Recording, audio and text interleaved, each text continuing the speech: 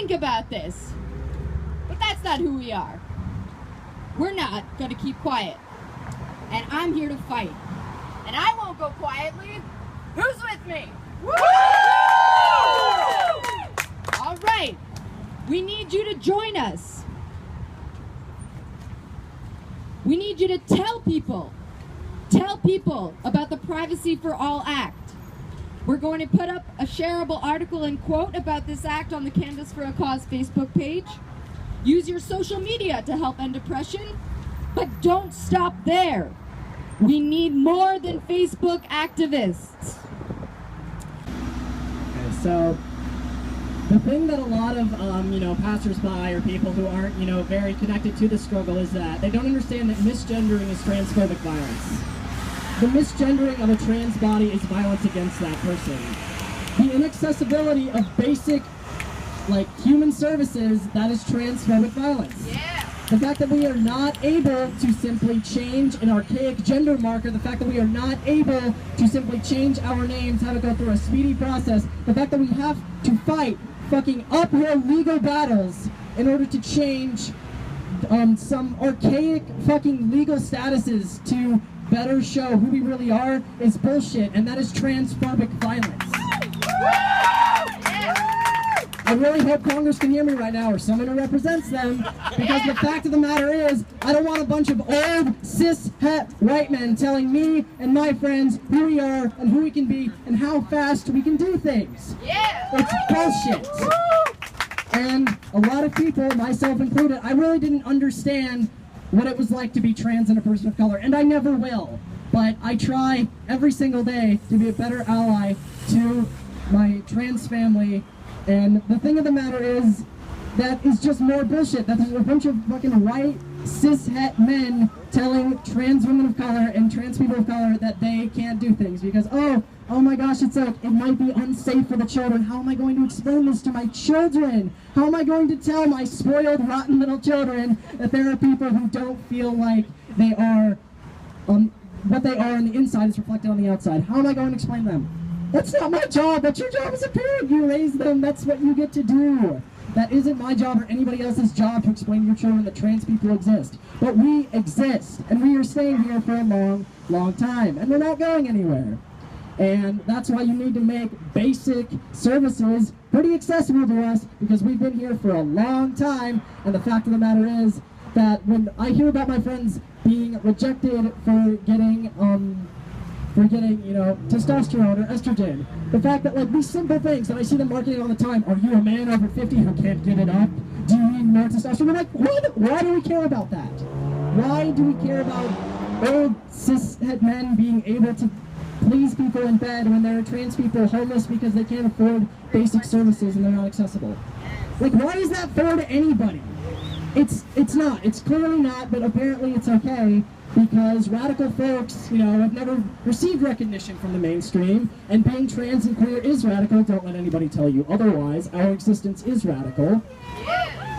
And we have never received recognition from the mainstream because change and self-determination are threatening to existing power structures. But I want those power structures to topple down because they're clearly not working. So, another main point. I'm sorry it's so disjointed and strange, but okay, so there's the here's the thing that a lot of other people don't necessarily recognize, especially people who haven't dealt with mental illness at all, is that the traumas of childhood carry into adult life. No matter how powerful you may seem on the outside, no matter how powerful someone may seem, no matter how strong or courageous or physically imposing or how well put together they are, the traumas of their childhood will carry on into their adult life. And I know for a fact, even when I'm 75 and still rocking a crop top, I'm going to be anxious when I pass a street corner, because I'm going to be so frightened of strangers. I'm going to be so disjointed whenever I'm in large crowds of people because of the simple fact that I exist as a trans person. And that's another thing, is that every part of the queer community has neglected trans youth. And people who deny that are sad, and I feel horrible for them because they really are they're so blinded by ignorance they don't understand how we are affected by their actions, or rather their lack of action. And there's a lot of lack of action.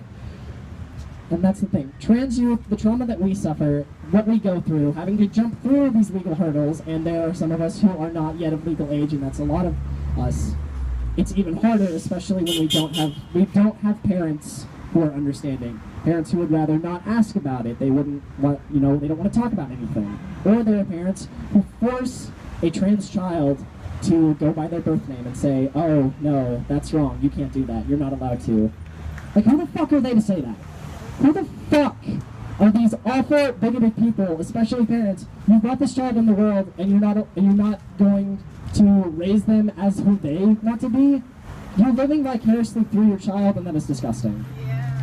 You are not allowed to play and toy with a human life like that. We are not to be tokenized. We are not your token trans friends. We are not your playthings to experiment with. We are not your new trendy arm candy. We are human beings, and we are here to stay. And while we're here to stay, and while we're living, and there are a lot of us here, we will carry the spirit of trans people of the past, because trans women of color built this movement. They have fought and died for this movement. And the mothers of Stonewall will be recognized by the next generation of trans people. And while all of us are here and we are recognizing what we have come from, we're going to fight like hell to get the basic human rights that we fucking deserve. So,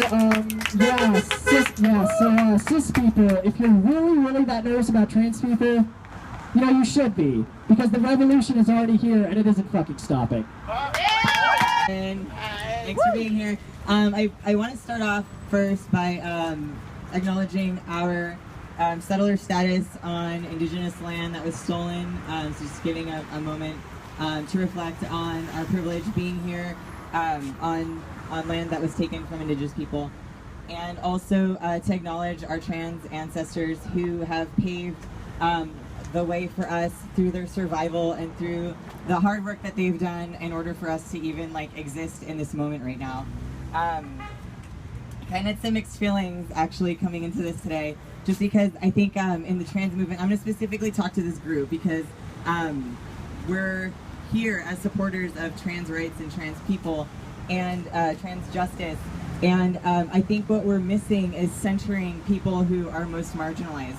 We are missing the opportunity to really acknowledge those who are most oppressed within our community. And it's not the Oppression Olympics, it's acknowledging that the struggles are harder for other people, and some of us are more privileged than other folks, so what do you do with that privilege? And so in saying that, I want to first acknowledge disability exists in every sector of society. Every movement has to advance disability justice. That's something that's also not centered here. We need to end detention of trans people and all immigrants. Access to, and also those that are detained, access to services that are humane, and that's a goal. Right? I want to talk about what does it mean to invest in trans youth. I think a lot of times I hear people in the trans community, I hear people in the LGBT community talk about, let's support trans youth, let's support marginalized people without actually doing anything. And so what does that mean to do something? And here is a list of demands from some youth, some trans youth specifically, and what investing in their lives look like. Listen actively. Stop telling them what to do and stop telling them what's good for them. Listen to what they have to say. They know their lives better than you do. Give them space. I think a lot of times we're like, oh yeah, cool. We just expect the youth to find each other and congregate. They actually need safe spaces that we're not providing for them.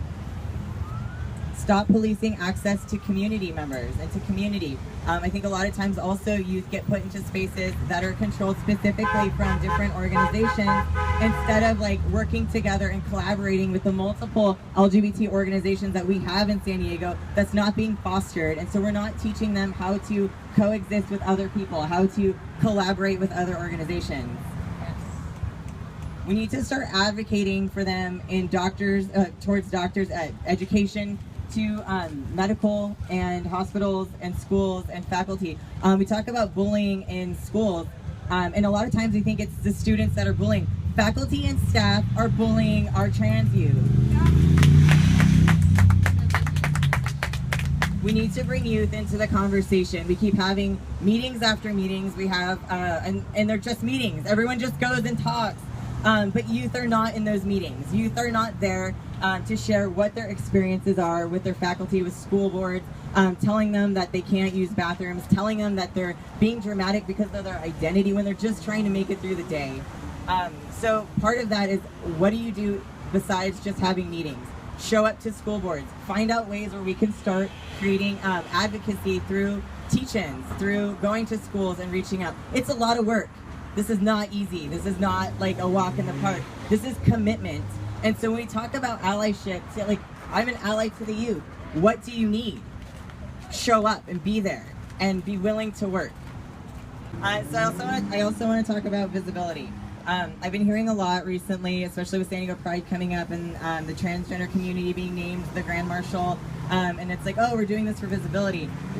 We're seeing Caitlyn Jenner on celebrities, all these folks, the conversation's happening, Janet Mock, Laverne Cox, and we're starting to see more trans visibility in media. What is that relaying to in our actual lives locally?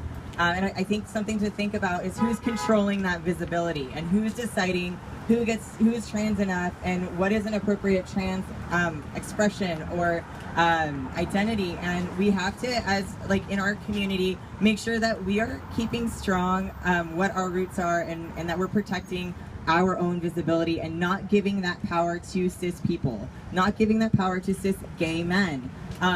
So I think also, what are we giving power to within that visibility?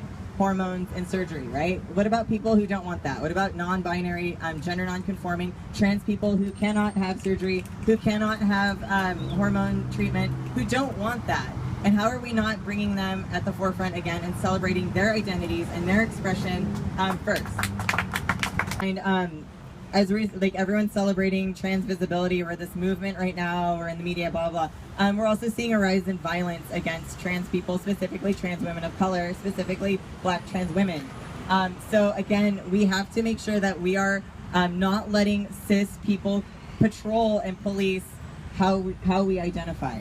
We have the Privacy Protection Act that's coming upon us that we're gonna have to fight again, just again to use a basic human right, which is go pee in peace.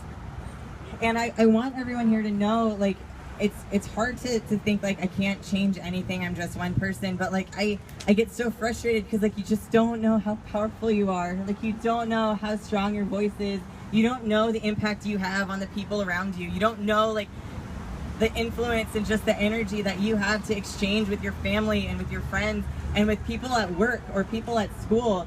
And I know it's hard, like it's fucking hard to survive like on a daily basis, but you have so much power, and people here in this space right now are all here to work too. And so it's solidarity and it's community building, and it's you know, we can call people out, call people in, and say, hey, look, we didn't center these people and this identity. That's okay. Let's keep moving and let's be better next time. So what moves you? What moves you to the point where you just can't take it anymore, and it's more than just a conversation? It's you're out in the streets, you're petitioning, you're chaining yourself to toilets and saying, you know, fucking arrest me before I leave because you need to use the restroom. We are the movement makers. This is our movement. This isn't cis people. This isn't the LGBT community. This is our movement, and we need to control that. Yeah. Step back, we say fight back. They say step back, we say fight back. They say step back, we say fight back. They say step back, we say fight back.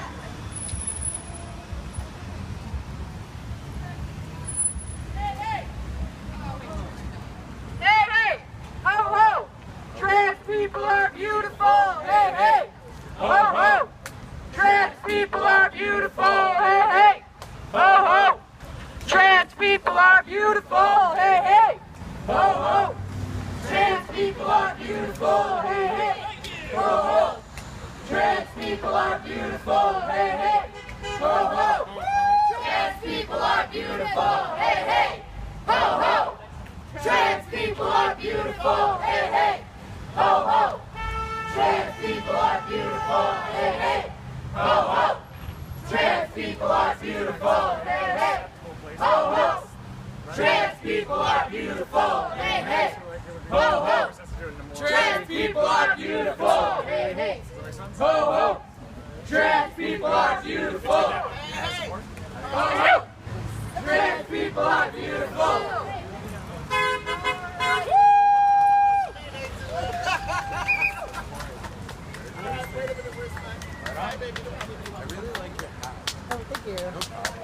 also want to thank Carmen so much for translating. Thank you, Carmen. It looked so hard. I can't even remember the chants without the sheet, let alone people's entire speeches and then translating them. Yeah. Woo! Cool. That's work. All right. So we are gonna go with the purple one about Stonewall on the left. Stonewall was a riot. Oh, that's gonna cuss word in it. Let's just do not a trademark. We're gonna leave out the cursing for now. Thank you. Thank you so much. Stonewall was a riot, not a trademark. Stonewall was a riot, not a trademark. Stonewall was a riot, not a trademark. Stonewall was a riot, not a trademark.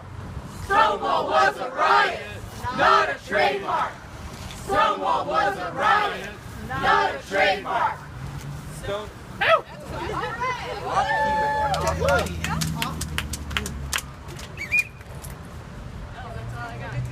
Thank y'all very much. Keep being you, living radical, revolutionary lives, just being the people that you are.